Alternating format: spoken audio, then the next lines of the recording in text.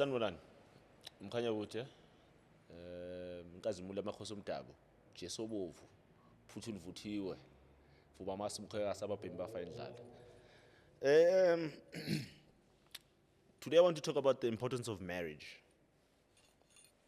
And marriage is a sacred institution. Marriage is like priesthood. Marriage is like kingship, of course.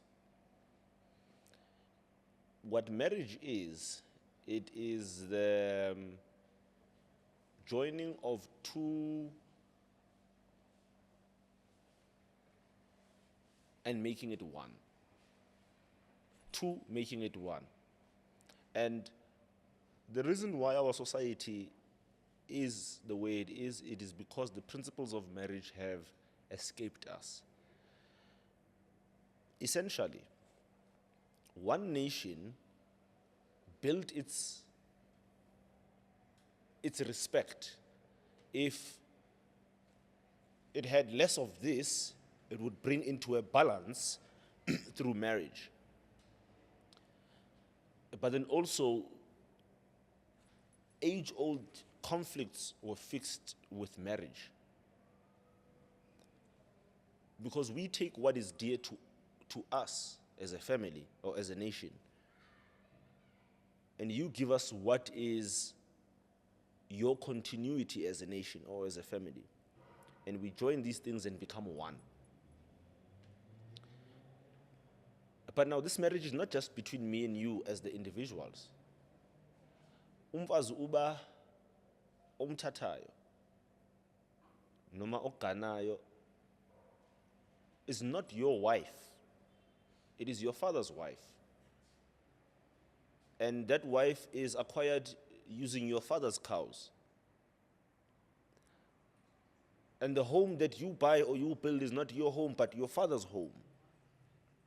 So, you are forced by the laws of our people, the laws of Isintu, to respect your home and to respect your wife, because it is your father's. And it is impossible then to beat your wife or for your wife to beat you as well, since it happens now in today's society. For us to infringe each other on a personal level, because I am not yours and you are not mine. You are my father's and I am your old man's. And it is like that with our mothers. They are our grandfathers, and that is why we hold our mothers so high. Because but now it then comes to say that even then these children which are born out of the womb of my father's wife are not my children too. They are the children of the family. They are the children of the people.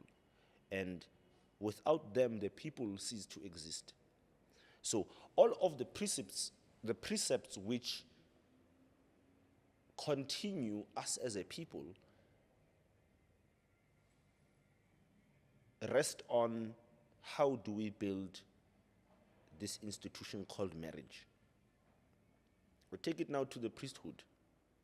This marriage, the reason why priests, even those who are celibate and unmarried, are able to advise those who are married or about marriage, it is because the priesthood, you get married to the Almighty. Just like Christ is husband to the church, you become wife to the Almighty as a priest.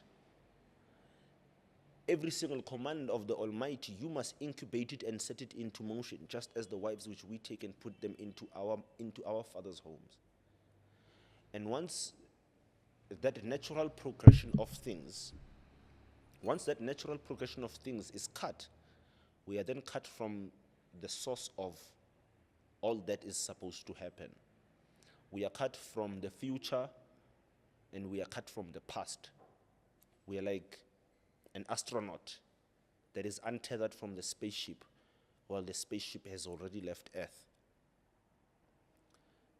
Siyaduka as a society because the institution idukile. People are taking wives with exorbitant amounts of money for no reason. No child's wife, no father's child is worth R1,000,000. You're exploiting other families, or you are over exaggerating your worth. These cows that we take out when we come to take a wife, each one of these cows, either 9 or 11 or 13 of these cows, zonke zinomsebenzi. All of these cows have a responsibility, a ritual responsibility which they must perform in their wedding. So, when we take out 500,000, 200,000, 100,000 in cash, not in working cows. Working cows is a different story. In cash, money, into engase yethu, into yabelungu. When we take out 100,000, 200,000 for a wife, what is that 200,000 for? How can we justify that 200,000 to the ancestors? How do I justify ukuthi ngikhiphe imali engaka engisebenzele ekumele iyakhe umuzi lo ngifuna ukuwakha, ekumele isebenzele lo muzi lo? So gcina sesingena emzini ingasekho nale mali ekumele siphile ngayo. How then also as a father do you justify taking another man's child's money, knowing your child's reputation, knowing your child's intemperance or way of doing things, but then also the ritual need of these cows, or this representation of cows, which is imali? How do you justify charging that amount? That is why now we young men, when we take out all our engineering money and all our welding money, all our entertainment money, and we put it into getting a wife worth $1,000,000 or 500,000, we abuse that wife. Because that wife doesn't want to listen to what I have to tell her. And yes, I am wrong for wanting her to listen to what I have to tell her, but goddamn, I took out 200,000. I took out $1,000,000 for this wife. Why am I still having problems? Why do I still have to break myself after I broke the bank? So once we come on a mutual understanding as people as to why are we doing this thing, why have we come together, what is it that we are trying to create, what is it that we are birthing, certain things become redundant, certain things become useless to us. The things which make us leave marriages and relationships become of no significance. Not overlooking or ukubekezelela amanyala, kodwa you realize that your own individualism can potentially become the death of something great.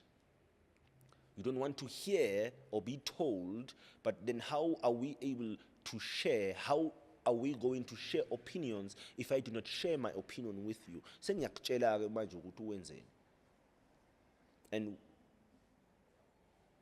we are quick to break the bonds that we build. And these bonds are not just now bonds. Because once I take cows to a woman's family, she's my wife forever, even if I divorce her. And that's what people don't understand. If someone wants to come and take her as a wife, they must start here game. Wives also must stop taking their children who are born in marriage back with them when they leave marriages. Leave the children here. Go and live your life so that I do not give you problems on how to live your life. And that's just on a matter of respect, you know. I also do not own you.